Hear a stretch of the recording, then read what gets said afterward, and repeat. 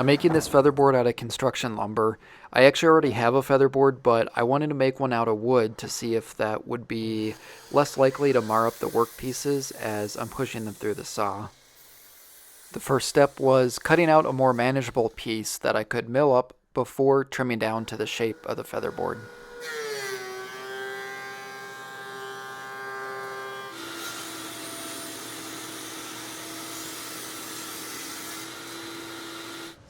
I'm measuring my table saw top just to make sure the featherboard will have enough travel room to reach basically right up to the blade.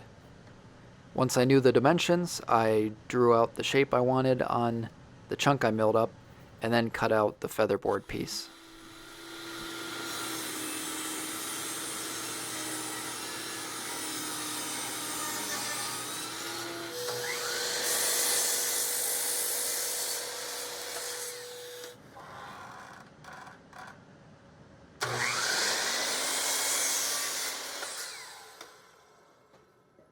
To cut out the slots for the bolts, I'm just marking out start and stop locations and using a spiral upcut bit to cut out the slots slowly in multiple passes.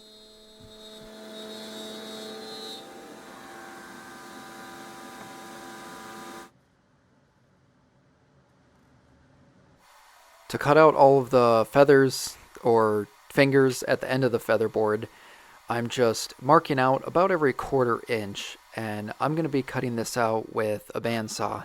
You do have a lot of choices here, but a bandsaw seemed like the safest and easiest route for what I had.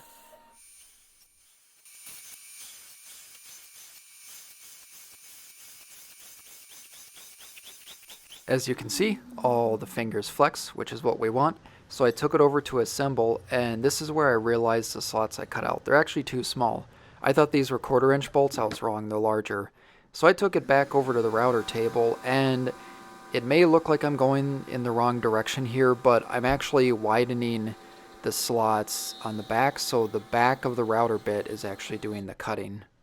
After I widened the slots, I was ready to actually assemble it this time. Just checking that everything fit well good before actually testing out the featherboard, and I barely had enough length in these bolts.